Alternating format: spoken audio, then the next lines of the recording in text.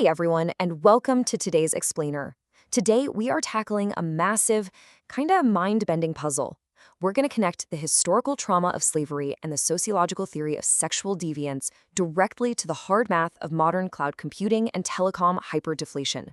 I know, it sounds completely wild, but stick with me. By the time we hit the end, you'll see exactly how the legacy of physical subjugation bridges straight into the digital architecture of our modern world. Okay, let's dive into this roadmap. First, we'll hit the roots of deviance and power, then move to playing with historical trauma. Third, we enter the space of flows, followed by telecom and transport hyperdeflation. Fifth, we'll look at scaling deviant globalization, and finally, organizing horizontal ontologies. So we start with our core guiding question. How does the historical trauma of slavery connect to modern cloud networks? We're going to frame this paradox strictly as an objective academic investigation. We really want to uncover the unseen sociological math and the actual tech infrastructure that allows identities, groups historically trapped by physical borders, to organize in completely new digital realities today. Part 1. Roots of Deviance and Power. To really understand the decentralized digital networks of today, we absolutely have to rewind and look at the brutal physical reality of historical hierarchies.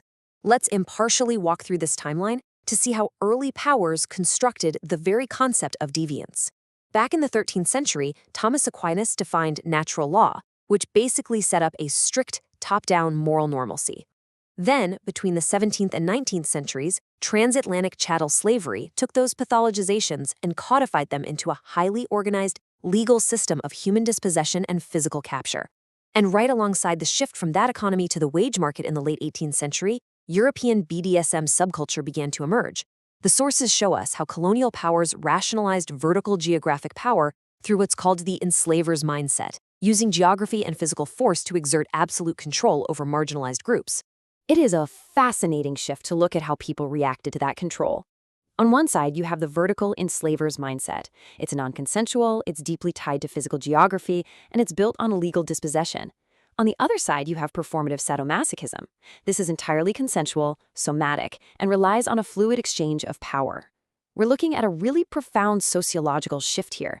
This subculture took the traumatic, forced physical dominance of the past and practically inverted it into an environment where marginalized groups could reclaim hierarchy through consensual post-structuralist play. There is a fantastic quote from Anne McClinton that captures it perfectly.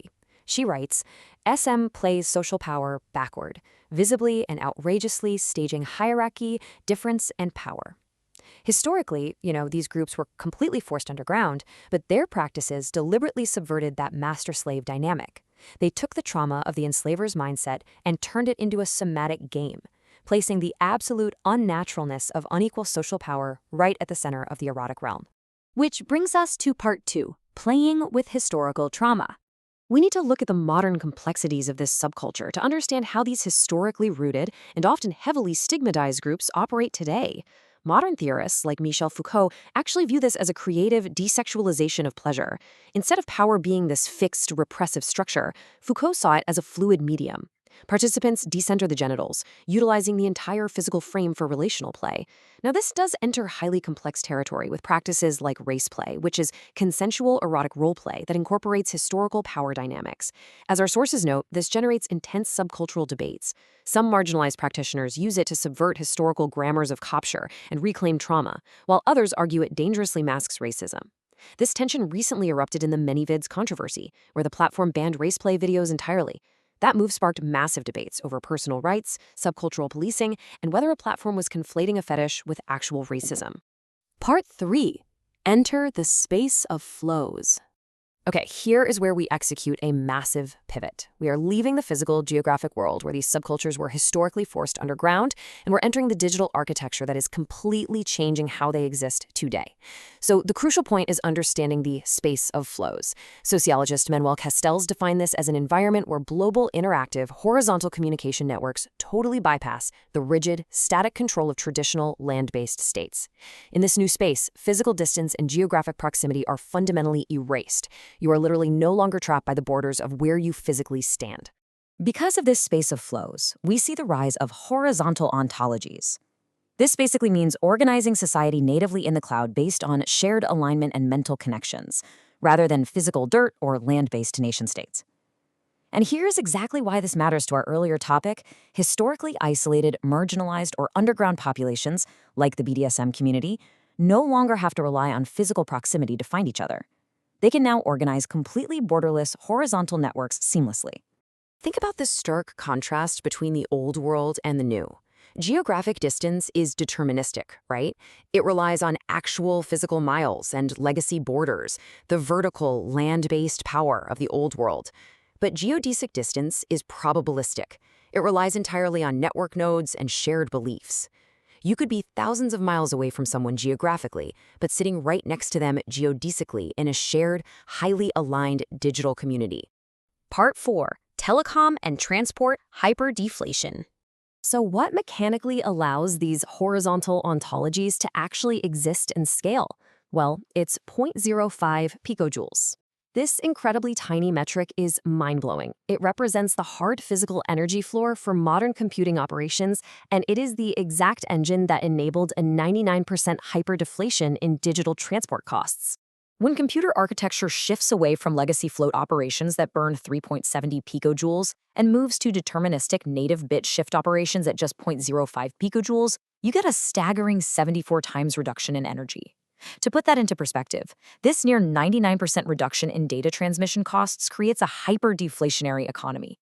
It literally gives borderless communities the incredibly cheap, reliable infrastructure they need to scale globally, all without ever asking a centralized state for permission. Part 5. Scaling deviant globalization. Because here's the kicker, telecom hyperdeflation doesn't discriminate. It takes subcultures, both benign and malicious, and scales them up instantly. Our sources define deviant globalization as shadow networks and illicit markets scaling globally by leveraging the exact same digital infrastructure as legitimate tech giants. It's essentially the dark mirror of the digital economy. The exact same fluid borders and telecom hyperdeflation that allow a massive global business to run a supply chain, well, they also allow subcultures and shadow networks to grow at an explosive rate.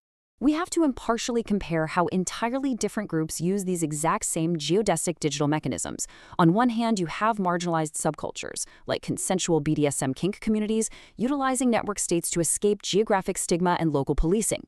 On the exact other hand, you have illicit networks, like terror non-states, using the same end-to-end encryption on platforms like Telegram to engineer coercive online extremism. Both of these groups are utilizing the space of flows to bypass local gatekeepers, proving that the digital substrate is a perfectly neutral tool for horizontal organization. Part 6. Organizing horizontal ontologies. All right, let's bring it all together and see how this builds. We are finally synthesizing the sociological roots of power with this modern technological architecture. Mapping this out brings our invisible infrastructure right into plain view. The old world was vertical, right? Built on physical plazas, rigid borders, geographic censorship, and the inherited nation-state. But the new world is horizontal. It's built on cloud enclaves, geodesic nodes, end-to-end encryption, and the opt-in network state. The exact same impulse that caused marginalized groups to playfully subvert vertical hierarchies centuries ago is now allowing them to migrate entirely into horizontal cloud enclaves today. This quote perfectly captures the whole shebang. The internet acts like a centrifuge. It unbundles society into its constituent parts and lets us rebundle those parts into flexible new networks based purely on alignment. Marginalized identities that were once violently tied to the physical legacy of historical dominance are now rebundling. Enabled by that 99% transport hyperdeflation, they are forming sovereign, decentralized structures based entirely on shared alignment. Which leaves us with this final, really provocative thought.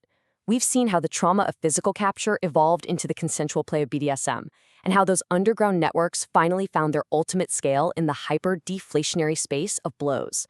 But as this geodesic technology flattens our world, are we truly democratizing power for marginalized groups, or are we just digitizing the very old hierarchies we thought we were escaping?